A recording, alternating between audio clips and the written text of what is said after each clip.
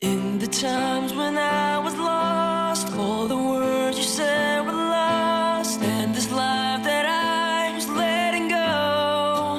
From the time that I was I'm Jonathan Seaborn. I'm the youth pastor here at Church for All Nations. The name of our youth church is Nations Youth Church. I am Nate Mizuka at Hope Community Church in Olympia, Washington. Yeah, my name's Peter Bauer, and I work here at the Church at Lakewood, and Ambient Student Ministries is the name of our youth program. waking up and seeing a light. I've been doing it for 7 years. The church here actually has been doing the famine for about 4 to 5 years. I think 4 years, and I did the famine last year for my first time, and it was absolutely an incredible experience just to see the kids get excited about what's going on around the world as well. This is our very first year.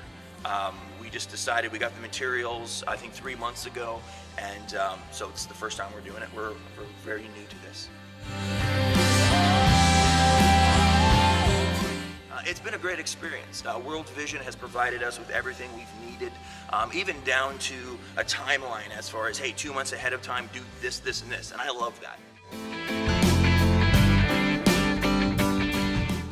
Well, really, we wanted to connect our students to the bigger purpose of what God is doing globally, and we saw World Vision being that vehicle to give them the awareness of what's really going on and how we can make an impact in the lives of other people in other continents. Just to see the passion that the students had to actually be able to do something that's going to benefit somebody that maybe they've never met, and to see the excitement about that, and to give them an opportunity to be involved, actually making an impact.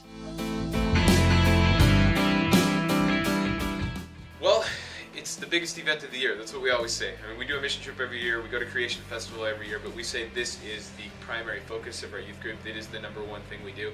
And our kids have bought into it, but they like to suffer through it, work hard, and they love it. I mean, when I say the famine's coming, they yell and scream. Yeah, they've really taken hold of it. I think that it's given them a greater sense of purpose, of meaning in what they're doing.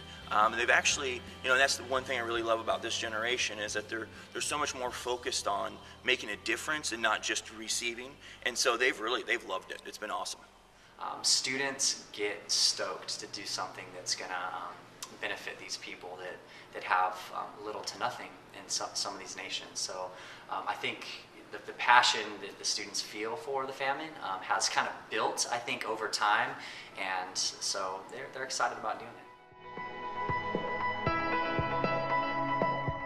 I hope they experience what it's like to not have things when you want them.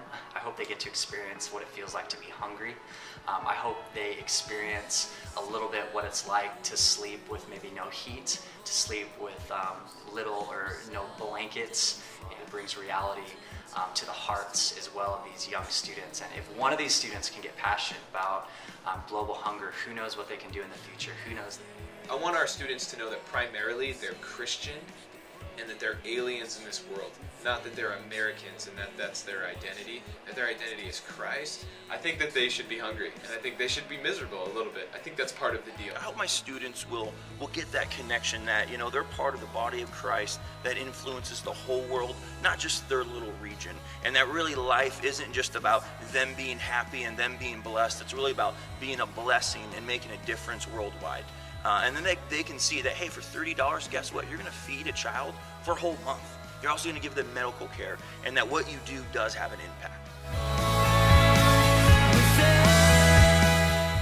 The change has been quite phenomenal, actually. There's students who wanted to even continue to do things throughout the year and beyond just the actual event of the 30-hour famine. To see their hearts wake up and become alive to the hurting and the broken and the poor, just like Jesus' message talked about, is awesome. It is awesome to see that.